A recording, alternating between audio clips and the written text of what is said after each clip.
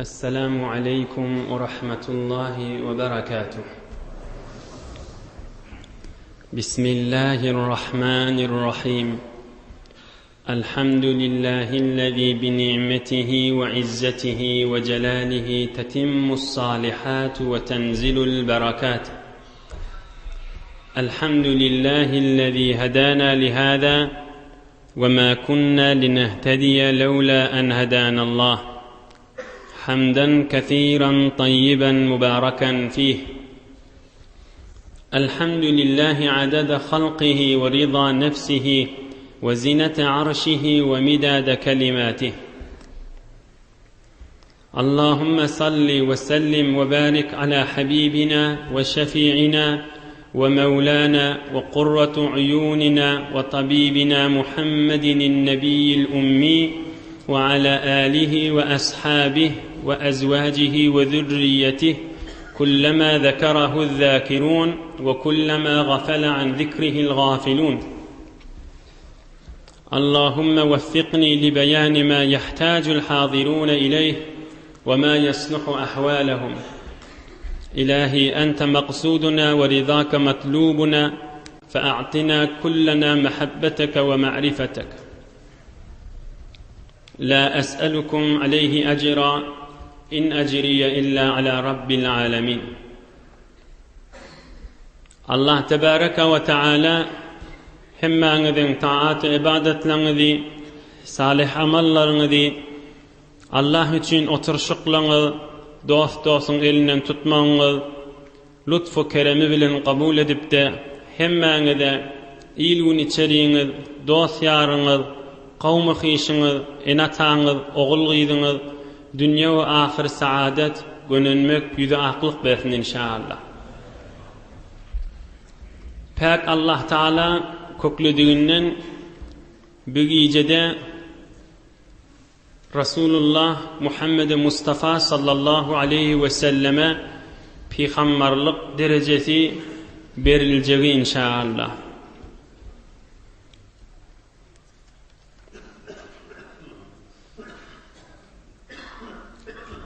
Selmet ibn Selame diyen sahabalan biri aydiye,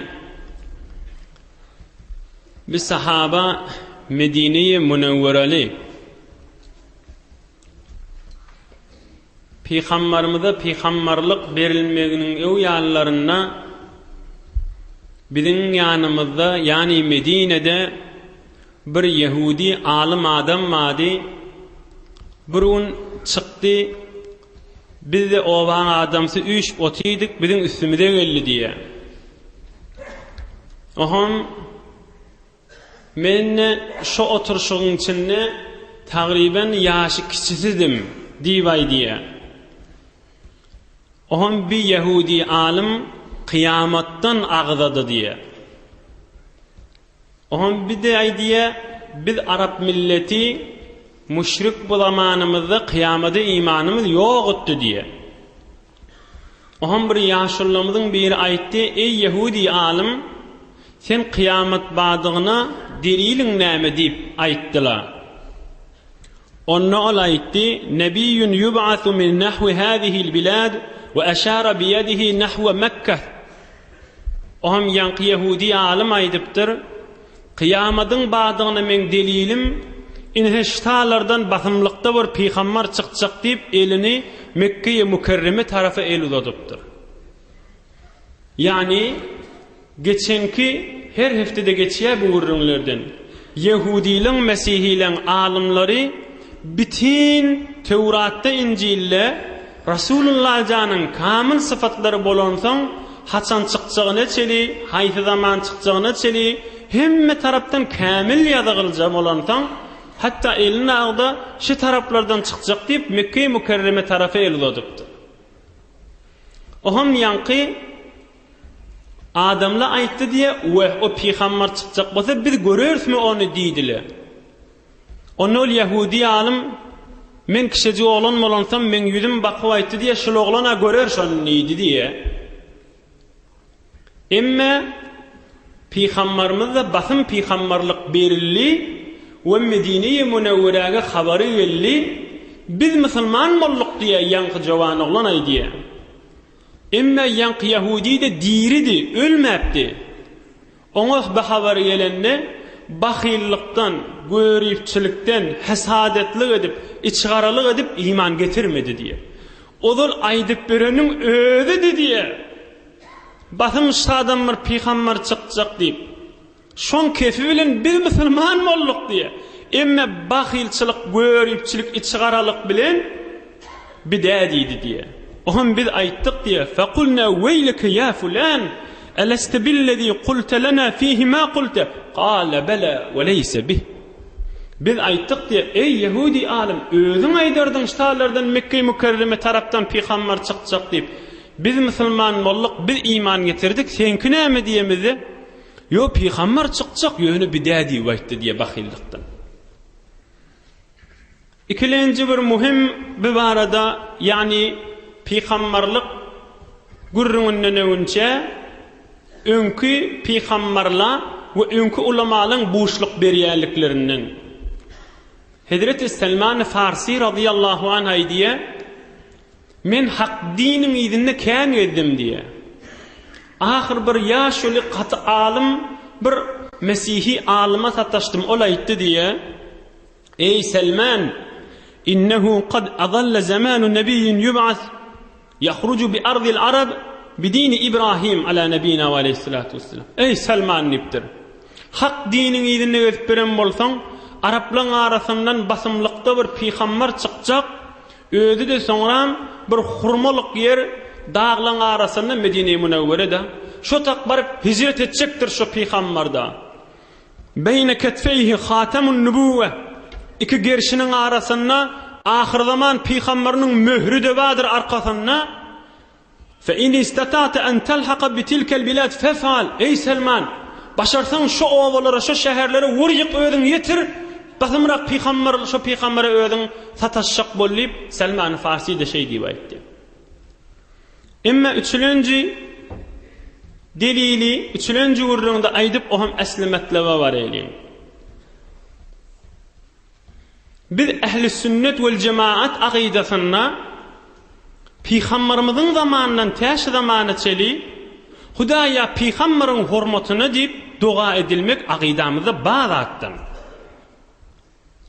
Hudaya Resulullah canın hurmatını deyip dilemek. İnni şu arada şu vurduğunu değişli inşallah öyünüze varanızda Kur'an-ı Kerim açarsanız birlenci parada Suriye Bakara 89. ayada Hudu Kur'an-ı Kerim'de var şu vurduğunu. İyirde var. Euzubillahimineşşeytanirracim. Ve kânû min qablu yesteftihûne alellezîne keferû. Hud Kur'an-ı Kerim'şi. Lep Allah Teala'nın ayetişi. Ve kânû min qabl peygamberlik berilip gelmeke yesteftihûne alellezîne keferû. Kafirli Yahudun alimleri Hudaya ahir zamanın peygamberinin hurmatına bize kömek ver. Biz şu urşta tarafı basaylı, cengde tarafı basaylı dua ediyenmiştikler. Yemen'in bir alimma Yemen diyen yurdun ona Şevkani divaytiyeler. Alim Şevkani ol tefsirini aydıptır şu ayan tefsirini Suriye Bakara 89. ayan tefsirini. والمعنى يطلبون من الله تعالى النصر على أعدائهم بالنبي المنعوت الذي يجدونه في التوراة. شن آيان معناته شي Hudaya ahir zamanını peygamber dünyaya gelecek özün Tevrat'ta İncil'le ayttın şon hurmatını bize kömek verdi Yahudun alimler dileyediler ahir zaman peygamberin hurmatını deyip Huday Teala da kömek verirdi. Emme o cidden kulak asın. Emme bir ehli sünnetin bir ulukon başının miri İmam Ebu Mansur Maturidi şon bir tefsir kitabı var bir qavqulasın. Bir Türkistan, Tataristan, Daşkurdistan, Uzbekistan, bütün bir Bukhara taraf, Hiva tarafın alimlerinin ulukollarının biri. İmam Ebu Mansur Maturidi şon bir tefsir kitabı var bir. İkilenci Endülüs taraftan Allame Kurtubi diye İspanya taraftan katı alim adam şon da bir tefsir kitabı var. İki. Üçüncüsü şu zamanında ba adam Vahbet Zuheyli diye Suriye taraftan bir alimin tefsiri var, Et-Tefsirul Munir 3. Dördülönsi Allame Alusi Irak tarafta, Bagdad taraftan bir katı alim var. Onda bir tefsiri var, Ruhul Mani deyip 4. Beşincisi Bagavi deyip Khurasan taraftan bir alim var, katı alim adam. Onda bir tefsiri var, Tefsiri Bagavi deyip. Altılancısı şu zamanın alimi Mekke-i Mukarremen aliminin Allame Sabuni deyip mında tefsiri var. Şu 6 tane alim her gaysi bir yurdun ulukon mennip duran dinin sütünü olup geçen adamı, biri Türkistan taraf, biri Khurasan, biri Irak'ın alimi, biri barıp İspanya Endülüs'ün alimi, biri de Mekke-i Mukarremen alimi. Şunun hemmeleri yankı ayan tefsirinde şuna ediptirler kulağasın. İnnehum kanu iza işteddel harbu qalu اللهم إنا نسألك بحق نبيك الذي وعدتنا أن تبعثه في آخر الزمان أن تنصرنا على أعدائنا فينصرون. Şu alimlerin hemmesi yankı ayet-i kerimen tefsirine aydıptırlar. Yahudiler heyvur olukan cenglerde horluk düşellerine dua etyenmiştikler. Hudaya ahir zaman peygamberin hürmetine bize kömek verdi. Hudaya ahir zaman peygamberin hürmetine bize kömek ver deyip dilerdiler. Huday da onlara kömek verirdi deyiptir. Ey cavan dostlar, ey mümin Müslüman doğallar, yankı okuyanım Allah Teala'nın kelamı. Bir de olukon bir kudret alimden tefsiri. Resulullah can dünya gelmeke, hadir dünya gelmeke dua edenlerine Huday yaş ahir zaman peygamberin hürmetine bize kömek ver deyip dileyenmiştikler. İnhe bir de Resulullah canın geleceğinin ulukon önkü ummatın ulamalarının yanındaki delil. Emme geleyin Resulullah canın gurruna. Peygamberimiz mübarek sallallahu aleyhi ve sellem 40 yaşı doldururlar. Ovan içindeki Mekke-i Mukarreme'deki bolyan akideleri halamani, butparastlik daşlara füykönüşüp durmanı halamani, yüreğine hut buhut bir halvet edeyin deyip düşüyor. Ohum Hazreti Hadice mun qoşşadını, iyi bir şeklatçadını tekmillapçık, qaimlapçık berip, eline verip, Resulullah canına qoşşadını alıp, barıp Nur dağın üstüne bir Hira diyen bir kıvığın içinde oturup ibadet etiyen. Yönü lakin leyse beyne yedeyhi tariqun vazih yatmainnu ileyhi ve yardah. Necirek ibadet edeceğini bilmeyenmişti. Hadir peygamberlik verilmeyen ovan adamsının etiyen işine halana yönü necire bir Allah'ını ibadet edeceğini hadir bilmeyen. Ohum alem cihan ol dağın üstünde kıvığın içinde duru vezep dağları, yerleri, göğleri vezep güya şolun hemmesi Allah, Allah, Allah, Allah, Allah deyip duran yani. Hemmesi Allah Teala'nın azamatına secde edip duran yani. Yerwön hemmesi bir Hudayın bardığına iman getirip Huday Teala'nın azamatına secde edip yıkılışıp duran yani. Şizirdatları fikredip oturuyanmıştık. 3 güllep, 4 güllep, 5 güllep, 10 güllep, kâda az, şu kıvığın içinde giyeceğini bulup fikredip alem cihanı halvet edip yıkıcıya da bolyanmıştık. Oham yanına qoşşa tamam olanla yine Hazreti Hadice'nin yanına öz içerisinin yanına gelip çık bir neçoğun bolup yine qoşşadın alıp yine de Qari Hira'ga şin gittiyanmıştık. Oham yine şu direk Allah Teala'nın kudretine yer göğün dağ hemmelerini fikredip hemmesi Allah Teala'nın azamatına yıkılışıp secdesi duran yani halvet ettiyanmıştık hulasa Qari Hira'da. Oham bir neçe vaqt bana geçiyen bir neçe ulamalar aytiya bir kil oluptur, bir neçe ulamalar aytiya bir neçe ay oluptur. İsti'dadi yürüğü arassalanmağı önküden meter köfeliye. Bir ulukon amanat üstüne yüklenmege amadegi tapiye. İnsanın tarihinin hattını evaz edilmege isti'dat tapiye. İnsan anırdan geliye Hudayını tanıymanı, Hudayının dinini tanıymanı, Allah Ta'alan razi olacak yerini tanıymany gelýär. Emma şol hatty tarihin bir sefesini ütgedip inni demeylek te kıyamata çeli halis bir Allah Zülcelal'a ibadet ediyen insanlar döremeli. Halis Allah Teala ibadet edip bir Allah Teala'nın muhabbeti kalpte olup la ilahe illallah Muhammedur Resulullah ini görüwetiniz 1400 yıl üstünden geçip häzir güne çeli canlarını mallarını feda edip oğulgy inatalarını Allah Teala'nın rızayetinden çelim feda eder yanık insanlar döremeden çelim Resulullah'dan ol mesuliyet bir azim ulqan amanatı boyunna almağa amadigi tafip halbatta oturan. Aham 40 yaş dolmağı yakillanıp baryanmıştık. Yuvaş peygamberlik eseri, yuvaş peygamberlik berilecek dereceleri Resulullah canını görünüp başlaptır. Şon biri Resulullah sallallahu aleyhi ve sellem aydiye men bilyen diye şu mahalla tanıyan şol qari herang döwreginde bir neçe daşlı vadi men deňelerinden geçip barya qam assalamu aleyke ya Resulullah dip bana salam bererdiler diye. Hazreti Ali Murtaza radıyallahu anh aydiye geçen heftelerde geçenler Hazreti Ali'ni Resulullah'dan öz öýünde saklayanmıştık. Ebu Talib bir garip adam bolansan Hazreti Ali oğlu ancak bol peygamberimiň öýünde ýaşaýanmışdyk. Ol aydiye Hazreti Ali Murtaza radıyallahu anh men Resulullah'dan menen Mekke-i Mükerremeň döwründe gezipkäm femestaqbalahu jebelun ve la şecer illa ve huve yaqul esselamu aleyke ya Resulallah. Resulullah cana dağ bolsun daş bolsun salam bererdiler diýip.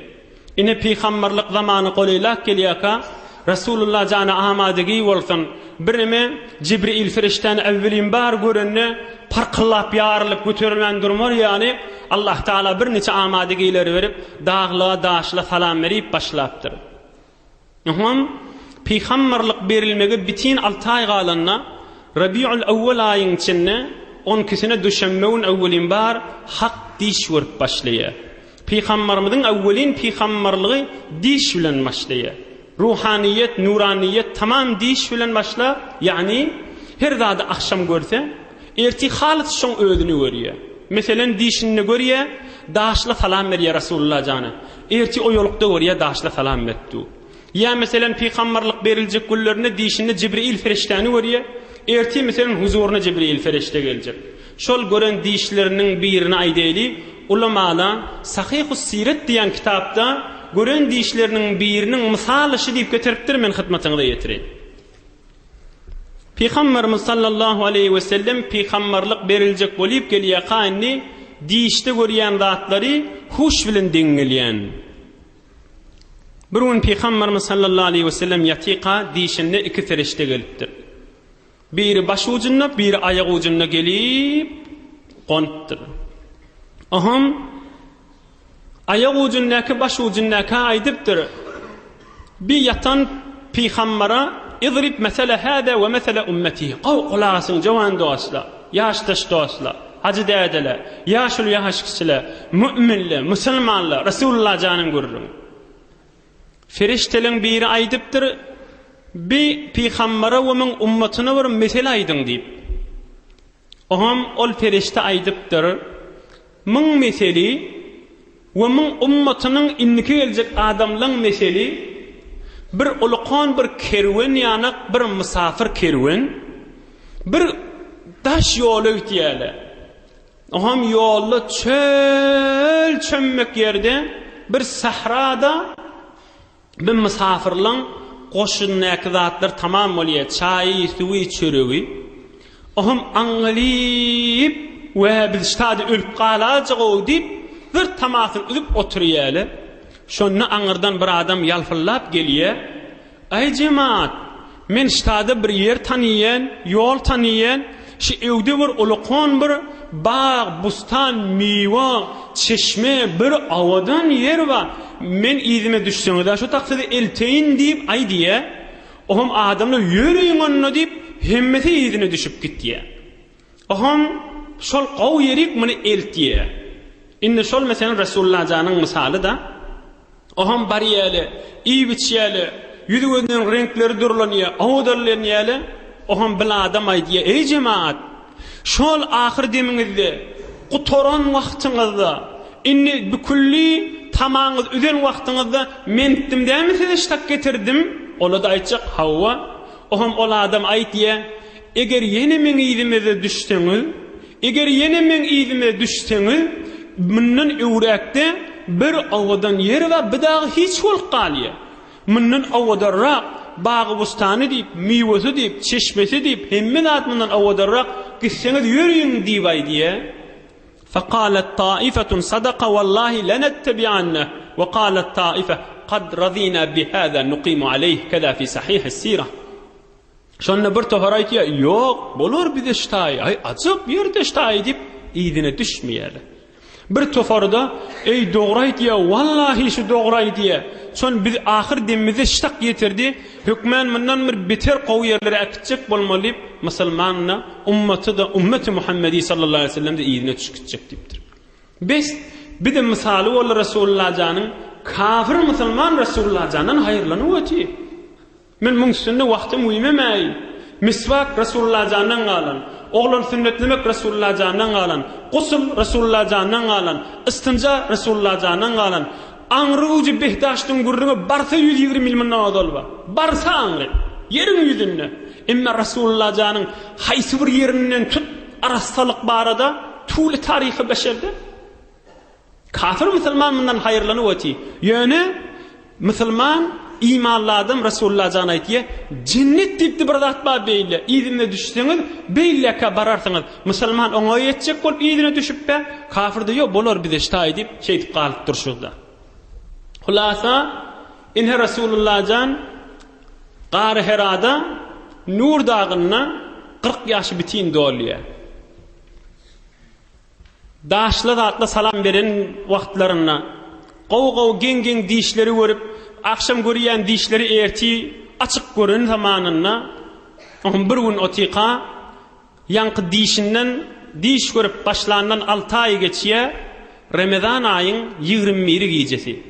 Bir tofar ulamalar aýdýar, Ramazan aýyň 27 gecesi. Behar hal Kadir gece.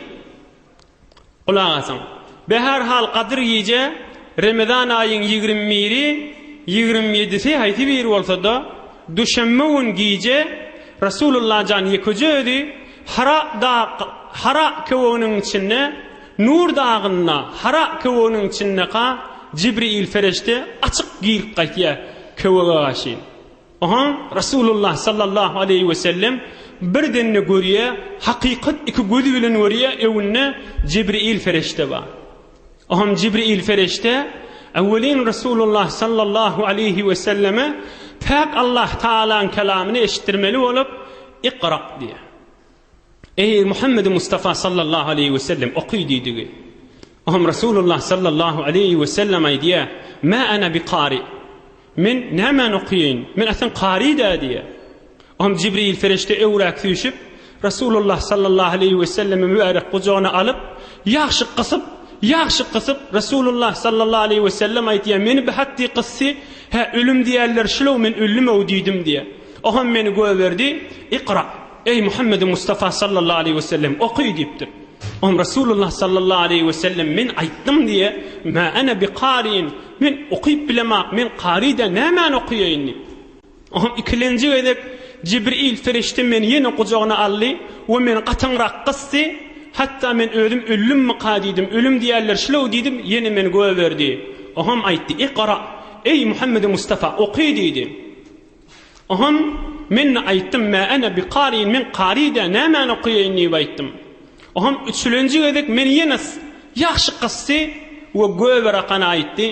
Iqra bismi rabbikallezî halaq halaqal insana min alaq. Iqra ve rabbukal akram ellezî allama bil qalam allamal insana ma lam ya'lam. Şey diye kana Jibril ferişte çıkıp gidipdir.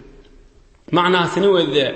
Ey mümin musulmanlar, pak Allah Taala gudret kelamyna, Qur'an-ı Kerim'in awwelin ýiberen aýa mübarek kelimeleri öýde. Awwelin Allah Taala'dan Rasulullah'dan inen zat näme boldy? Iqra, okuy.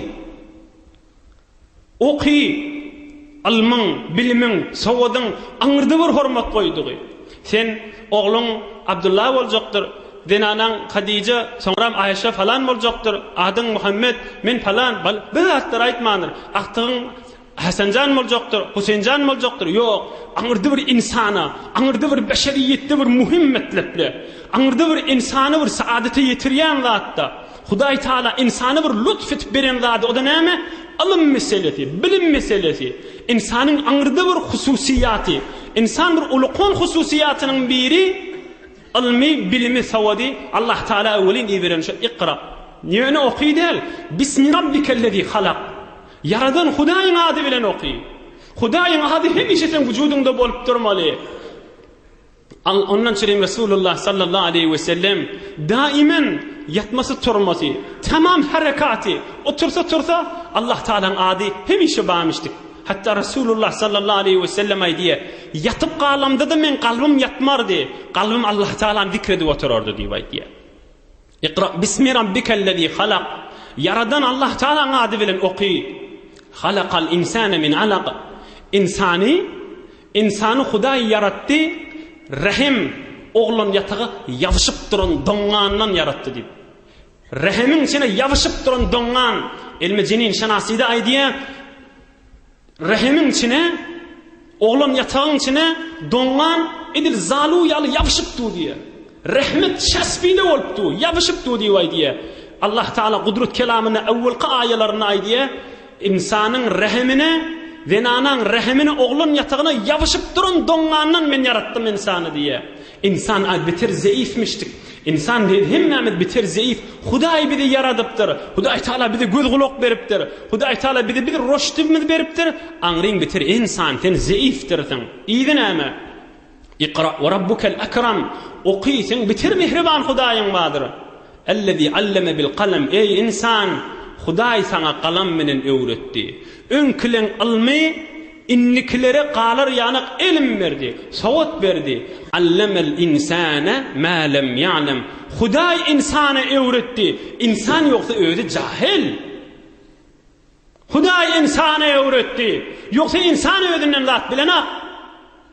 Nädir ohum insan özünün ilmina, özünün gudratyna, özünün owadalygyna alanyp da yaradan pek Allah Taala ki özün nigmat berdir Hudaý Taala'ny ýatdan çykaryp ýerde togyana gaşyn düşmedi.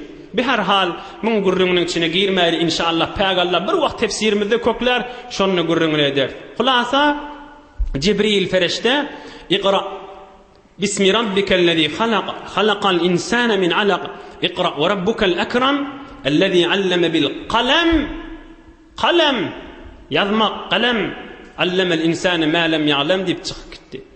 Oham Resulullah sallallahu aleyhi ve sellem qatı korkup yürü ağzından çıkacak yanık bolup ol mübarek sallallahu aleyhi ve sellem şol dağdan yort zabırdap qaydypdyr etek qaşy.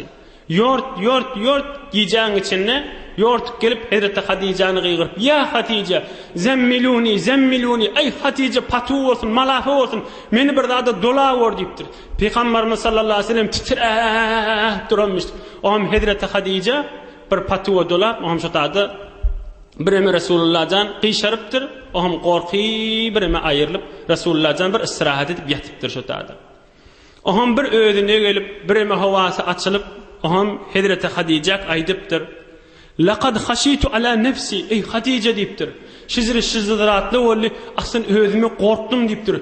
Ölürün muqadimdir. Yani hazır Resulullah'dan özünün alam cihana peygamberlik iberliligine bitir mutmain bolana qadir. Bir zat badını anıya yönü insanları irşad etmeliğini hazır anana. Ohum ey Hatice korktum deyiptir. Özüme bir zat bolor mu qadidim deyiptir. Qawgulasın bizlere izinden ders vayidinden. Hatice näme deyiptir? Enemiz Hatice radıyallahu anha. Kella wallah ma yukhzikallahu abada. Ey Muhammed beydime deyiptir. Men Hudaýyň azamat bilen and içýän, Hudaý seni hor etmez deyiptir.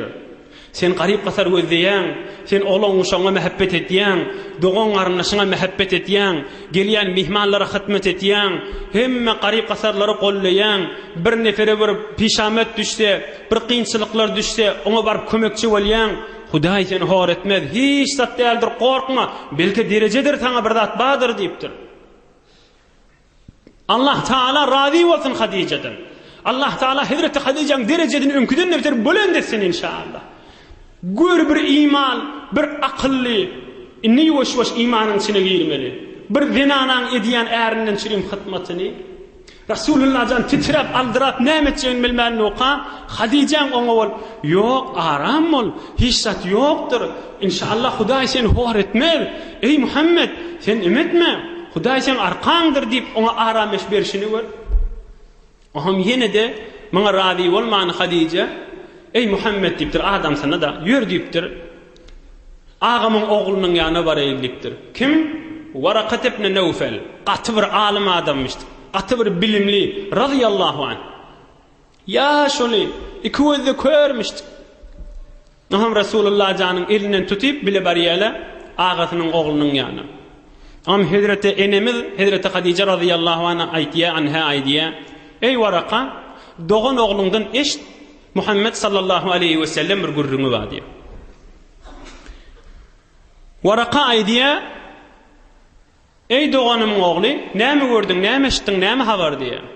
Aham Peygamberimiz sallallahu aleyhi ve sellem aydiye men kovakta tüydüm şeyle gello bir perişte geldi manaşlar okuydu elinden çıkıp gitti diye. Aham Varaka aydiye هذا الناموس الذي نزل على موسى على نبينا عليه الصلاة والسلام من هو deyiptir. Ol gelen odol Musa peygamberi inen perişte bula deyiptir. Yani ey Muhammed deyiptir. Hayp deyiptir. Vaqt bir dayav jawan oğlan bolsam deyiptir. Hayp seni ovan adamsı qovjak. Seni Mekke'den çıkaracakla deyiptir. Yani şoňa çeli odol alim adam bolansan kitaplarda bağ bolansan aydyptir da. Ewa mukhrijiyahum Aham Resulullah canı deyiptir. Ovan adamsı men qovjakmış Mekke'den deyiptir. Hawa deyiptir. Sen yana her bir peygamberlik berilen adama ovan adamsı kene da bert deyiptir. Ovan adamsı onu qovdu deyiptir. Düşman molyala dehlap deyiptir. Hayp men ne bir jawan bolsam, hayp şu wagt hi bolman ba bolsam bir sana arqa olayn. Bir sana bir arqa olayn deyip ol Hazreti Varaka da şey deyiptir. Aham ol Varaka basım dünyadan geçiptir. Sonra bir vaqt Resulullah candan soralıptır da ya Resulullah şu Varaka näme dereceye yetti deyip Peygamberimiz aydyptır. Absartuhu fi butnanil cenneh ve aleyhis sundus radıyallahu anh. Varqatı men behiştin ortasında gördüm. Behiştin egin behişti adamlan cenneti adamlan egin maşın gelip içinde badı deyiptir. Hulasa ol imanlı dünyadan geçip cenneti adamlardan bolupdur. İnne bir ders almalı atlamalı va hawsala bilen qulağa seyleyin. Çon bir ulaqan mesele hem camiamizde değişliwirrinma hem erhileylen bir ders almalı atlary inşallah neçe muhtasarra xidmatyňyza ýetirer. Awwelena ýa aýtdyk Peygamberimiz diş görüp başlapdyr diýdik. Ahun näde men diş görýän erti burjak zatlar dol görüp otin. Şiýagda ile ba Peygamberimiz muň jogabyny aýdypdyr. الرؤيا الصالحة من الله تبارك وتعالى فإذا رأى أحدكم ما يحب فلا يحدث بها إلا من يحبه حديث صحيح رواه الإمام مسلم Peygamberimiz aydypdyr qowdy iş görseniz hiç kim aydyp bermeýän qowurýan adamyňyza aýdan diýipdir. Ya alim adam aýdyn ya qowurýanyňyza aýdyn diýe. Tamam boldy. Qowdy iş adamyň allanmagyna sebep bolmaly däldir. Aya Resulullah'dan qowdy iş gördüm deyip yatıptırmy? Qowdy iş gördüm deyip gurrun taqıptırmy? Aya qowdy iş gördüm deyip amalyn kesipdirmi? Qowdy iş gördüm deyip ibadatyna zerer beripdirmi? Resulullah'dan bir musulmanlyň ulgusy ki eger şulay dilýän gurrunda we imanly aýallar bolan arasynda mene namazym okuymasam da mene kan ibadata çörňeşmesem de Hudaý men qowwarýa näme dip men qowdy işleri görýän onu da diýilýän gurrunma meni açık bilen, meni şeytan yöne tofatıp ketip. Ona diş diýilýän nädir? Ona hiyalaty diýilýändir. Ol rüýa däldir ha. Ona şeytan yöne hiyalaty köködip, onu öýdüni aýlap beren men bir bardy gurrunysym, men gurrundan çykmaly boljak. Yani sadece gurrun aýdyp bereň, diş diýdigi Hudaýlyk diş insany ya günahynyň tawba etmegine sebep bolar, ya ünküden mitir arasy gezmegine teşvik bolar. İki ýoly bar.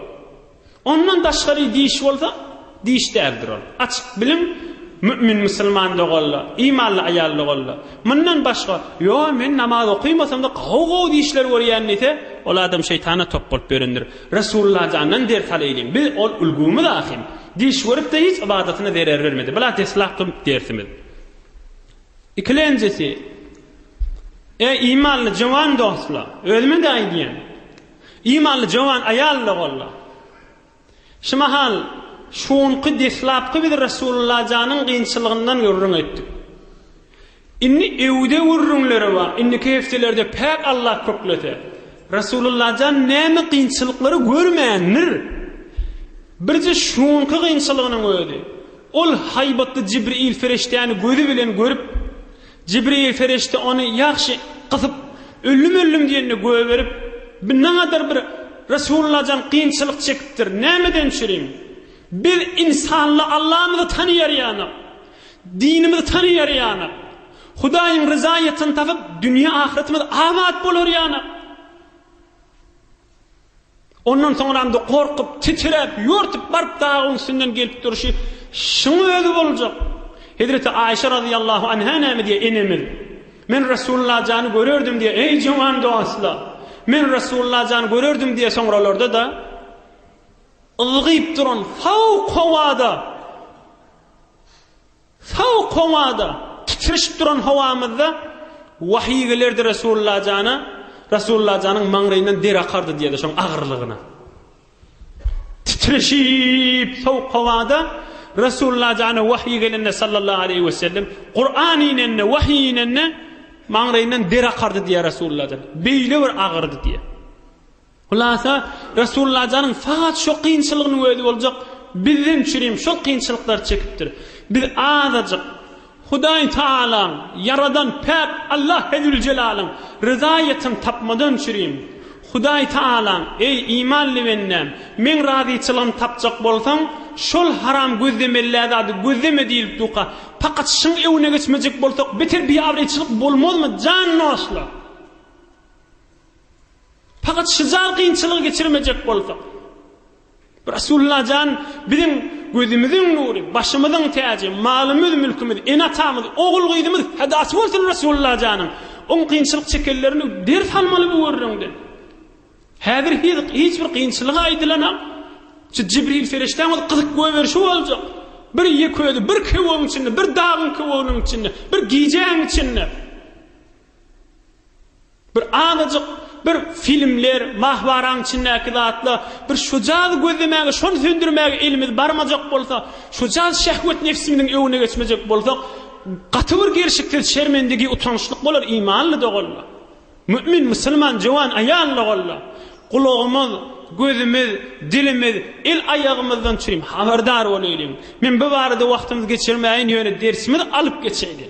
Ol Resulullah jan horluklar, kynçylyklar çekip geçipdir. Nämeden çüreyim? Bize din geçirir yani. Yani Hudaýyň hoş bolýan ýerini, o Hudaý Taalaň gahary gelýän ýerlerini bir insanly bilerler ýaly.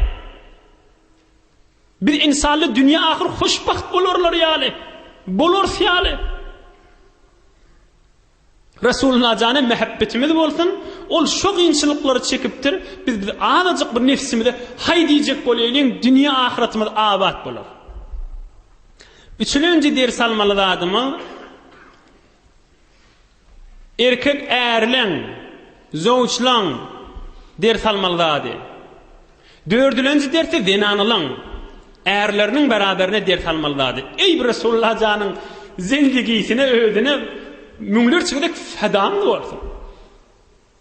Hazreti Hadice Resulullah'dan aňyrdan ýortup gelende näme diýdi? Hazreti Hadice "Ýok, gorkma. Sen bir mehriban adam. Sen içeriňe bir muhabbet etýän adam. Sen bir dogan garyndaşa ýaxşylyk etýän adam." Awwalin aýdan kefişdi. Yani Resulullah'dan öz içerisine çyndan muhabbetlimişdik. Öz hanawadasyna muhabbetlimişdik. Hazreti Hadice awwal aýdan kefişdi. "Ýok, sen ozal ferişteli sana kölge bererdi. O da dırağlamandır. Evvel ahlakına agdaptır. Evvel ahlakına agdaptır. Sen bir mehriban adam. Sen bir hemme kişi gözleyen adam. İçeriğine doğan garyndaşyna muhabbetli adam diptir." Bir erlen vazifeti içerlemede mehabbetli olmaktır. Emma iyidini gör. Hazreti Hadice'nin gurrunu öde. Adamsı vardı näme diye? Ol uluqan aldırap duqabır. Qatı bir kömekçi gerek bolup duqa. Ey, korkma, zat değildir. Hudaý seni biýabir etmer. Bu uluqan derecedir, başga zat değildir dipdir. Ohm ulamalar aýdýar, şu Hazreti Hadice ta kıyametçeli tamam Müslümanlaryň zinanalaryndan çyryň ders dipdir. Adam seni dine teşvik etmeden çyryň. Bername, klas, tefsir, wagz, Kur'an-ı Kerim, ahkam bernamalaryndan çyryň. Meselen wagty ýokda. Hop, zinanasy näme diýer imanly zinana? Bazaryň wagtyndan bir sagydyn kim? Dünýäň bernamasyndan bir sagydyn kim? Dünýäň bernamasyndan kim? Tükanyňdan bir sagat önçek bagly. Hop, maňa şo wagtyň ber. Emma maňa wagtyň berjek bolup ol bernameye diniň tätil etme. Şumal bir neçe müşkille erhiliň arasynda hop zinana aýdýa, dogry aýdýa. Men adamym heftede bir uncumga meselen tätil bolýar. Ya ertiden ta akşama çeli tükane ediýär, akşam bir sagat öýe gelýär. O taýda men ýanymda bolmajak bolup dini bernamlara gitjek bolsa, hop zinanaň ýanynda bir er haçan bolmaly? Ajyp sual. Hudaý üçin aýdýan, tükany bir sagat önçek baglasyn ogluň şoňyň ýanyna bolsun. Ogluň şoňyň ýanynda bir sagat bolsun, oňam dini bernamasyna barsyn. Ol dünýämizden hiç zat kim meni ogluň şoňynda berjek dip näme dip dini bernamamyzdan kim meli? 12 saat, 13 saat erteden ta akşama çeli dünýäň bernamasyndan kemmejek bolsak. Yok bir saat hepside bir gedek ya 2 saat, 3 saat akşamlarına ders alyat. Ay men bir saatdy ogluň şoňda ýetişmeli ahym dip özüň kefiňmen awdallaqana o dini bernamadan galmak özüň almamakdyr musulman dogurlar. Hudaý üçin nasihat diýip aýtdy. O bir saat dünýäňden kim? İşgali yok ki. Bir saat önçärek gel näme dip ogluň şoň haky wadi. Ben anamın hakkı vadi, içerimin hakkı vadi, onun arasında gülüşüp oturmalı. Şeysek, Hudaý üçin etsek, Hudaý Taala men ýönüm wagtyňyzdan almaýyn üçin Resulullah janyň zendigi namyny baryn. Wa men yettaqillaha yej'al lehu mahrajan. Her kim Hudaý üçin şeyse, ýa-da okuýarym Qur'ana. Allah Taala näme diýer? Men Hudaý zaman men Hudaý boyun alýan şoň ýadyna ýok ýerinden ırsgalyn bol bereýin diýip aýtdy. Hudaý üçin ýetirýän inşallah täsirini, eserini amal etmegi Hudaý bersin galplara. Hulasa 4-nji ders almaly adamyz imanly zinanyň ders almaly kimden? Enemin Hatice'den. Gör Resulullah jana dininden şem arka bolşyny, beter arka bolşyny inşallah soňralarda eşitersiňiz.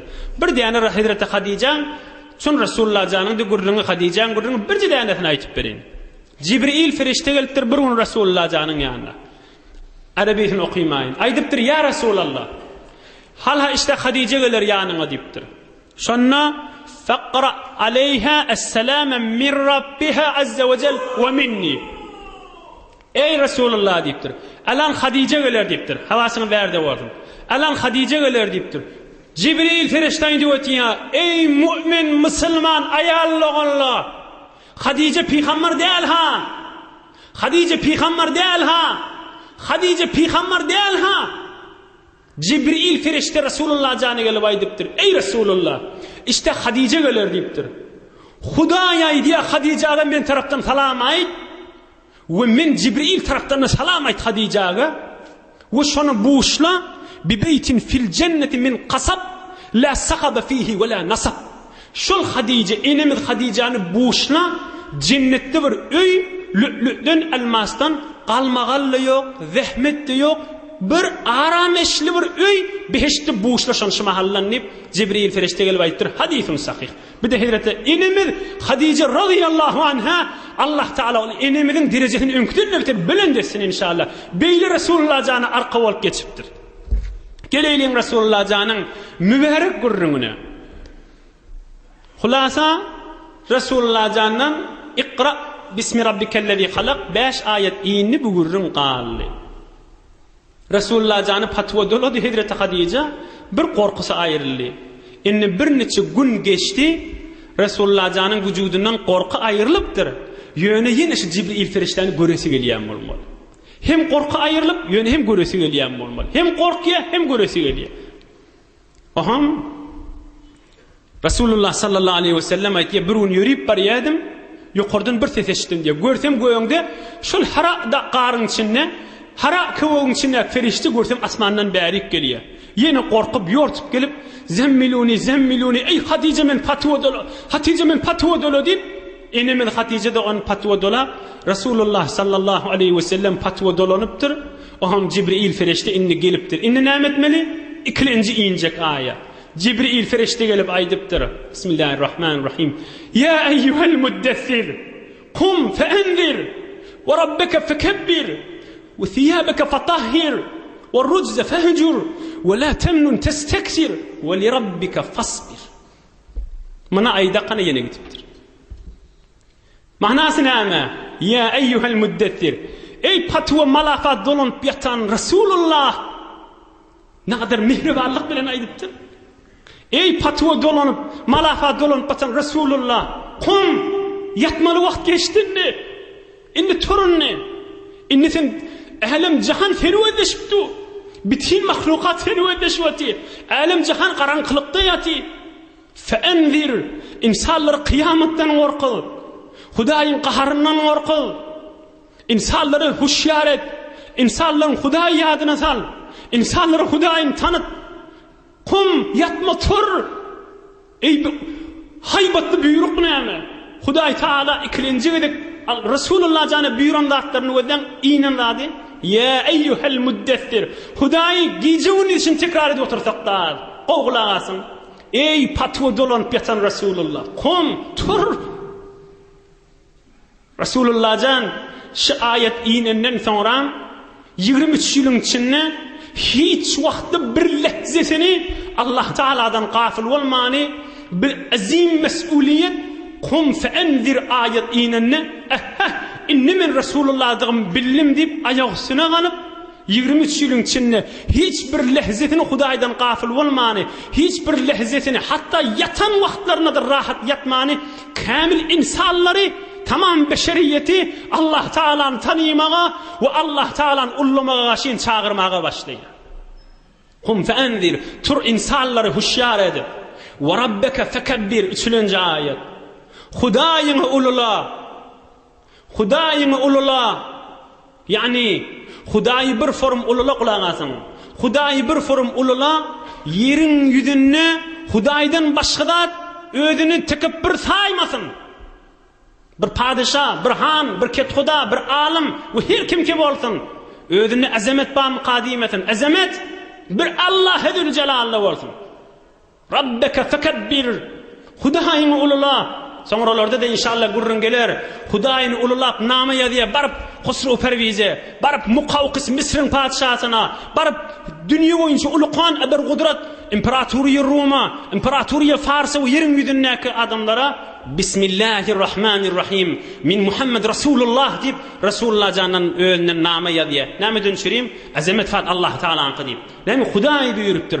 Rabbeke fekebbir. Hudaýyň ulula. Dördülenci ve thiyabeke fatahhir ve rujze fehjur. Çalatımra qaydayn. Yine inşallah 5 dağıdan tamam edin. Thiyabeke fatahhir üstü başında arassa bolsun. Ve rujze fehjur içinde arassa bolsun. Butlardan sawulşmaly, odully sawulşyglydyn inni qaýym bol. Hudaýdan başga da barma. İçin we daşyň kesafatçylyklardan, hafatçylyklardan, nejislikden, qaranqylyklardan pak et. Thiyabeke fatahhir egin maşyňda arassa bolsun. Ve rujze fehjur içinde arassa bolsun. İdini wezde we la temnun testekfir. Bir wagtda gijewin ýortamda kan amal etdim dip minnet edama dipdir. Tekrar edeyin. Ve la temnun testekfir. Kan amal etdim dip minnet edama dipdir. Ve la temnun testekfir. Men kan zahmet çekdim dip minnet edama dipdir. Bir tefsiri şu. Ahirkisi da ve li rabbike fasbir. Evinde kıyınçılık vardır. Hudaý için sabretmeli bolardyň dipdir. Mana aýda kanada Cibril ferişte ýene gidipdir. Ve li rabbike fasbir. Hudaý üçin bay kynçylyklar çekmeli bolarsyň indi öwüňde, Hudaý üçin jydanmaly bolarsyň diýipdir. Mundan meýlek indi Rasulullah jan özüniň hak pygambar bitin insanlara iyi berilirligini aňyp, ondan meýlek Hudaý Taala'nın ullaýşy gijelerde turup inşallah soňralarda geler. La uhsi sana'an aleyk ente kema asnayta ala nafsika. Hudaýa men seni her jere öwsemde seni öwüp başarmaýan. Sen Hudaý öwüň tanyşyň ýalydyrsyň. Sen Hudaý öwüň öwüşiň ýalydyrsyň. Ya Hudaý Taala'nın ullanyna soňralarda dua edene gijew neday diye. Hudaýa sen bide ýaqin, biziň içimiz sana çöwürüli. Sen halal eden zatyň halallar, sen haram eden zatyň haramdyr. Biz sen zayıf bendäňdir. Sen ulukhan Hudaýdyrsyň diýip gijew Rasulullah jan aýdýanmyşdy. Hudaýyň üçin sabr etmeli bolarsyň inşallah geler soňralarda kän kafirlik azap berip wurup ýenjellerinden soňramda Rasulullah jan dua etýänmişdi. Hudaýa bu gören kynçylyklam hiç sat däldir. Hudaýa sen qaharda bolmasaň bolýa. Sen hoş bolsaň bolýa diýip şu Allah Taalaň buýrugy bir tekrar edeýin. İkilenji gedek Rasulullah jany gelip der haqiqat himmet içinde ba. Ey patwa dolan patan pygambar tur inni bitin insanlara kıyameti yadyna sal, Hudaý yadyna sal. Hudaýyňy ulula egin maşyň arassa bolsyn, içiňde arassa bolsyn. Ediyen amalyňy Hudaýyň beraberine kän kökezjek bolma. Men kän etdiýetdim ki diýme. O Hudaý üçin sabr et. İnşallah indiki heftelerde pek Allah'tan kuklediğinden iyidini alıp gider. Allah Teala yurdumuz parahat, vatanımız emniyet, dünya ahir saadet, merirlemizde şefa, musafiratta, qurbatta, hatmatta, nahaqqından düşelle, hemmelerinin müşkillerine Resulullah canın hurmatına ahsan etsin inşallah.